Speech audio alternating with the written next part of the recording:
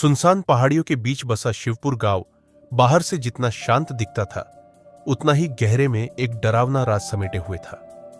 हर साल अमावस्या की रात गांव का एक आदमी अचानक गायब हो जाता और 3 दिन बाद उसकी लाश उसी पहाड़ी पर मिलती जहां खंडहर हवेली खड़ी थी। गांव वाले कहते थे कि वहां एक आत्मा भटकती है जो बदला लेने आई है।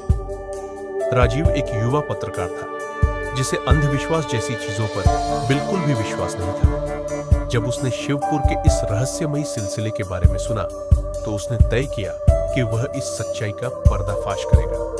वह अपने कैमरे और सामान के साथ गांव पहुंचा। गांव में हर कोई डरा हुआ था। लोग उससे कतराने लगे।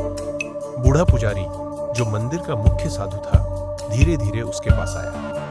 बेटा, कुछ सवालों के जवाब खतरनाक होते हैं।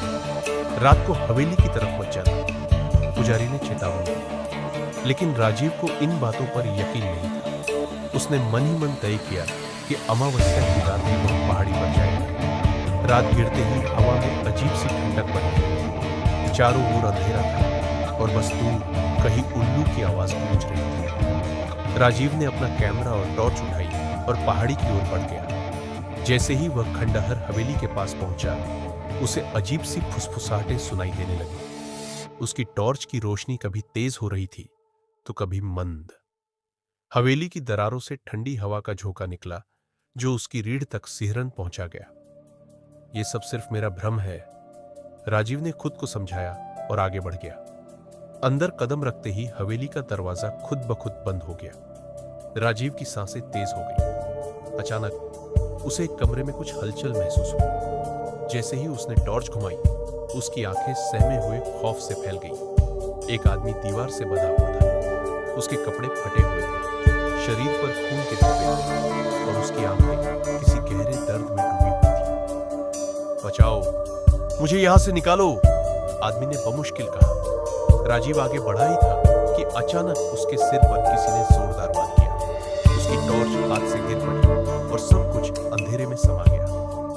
जब राजीव को होश आया तो वह एक अंधेरे कमरे में, उसके हाथ पैर रस्सियों से बंधे थे। सामने गांव के पुजारी और कुछ अन्य गांव वाले खड़े थे।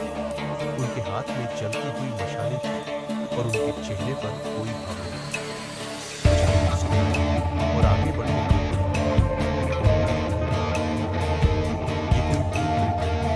बल्कि हमारे पवित्र देवता की बलि का स्थल है। हर साल हमें एक बलि देनी पड़ती है ताकि हमारा गांव सुरक्षित रहे। इस बार वो बलि तुम हो।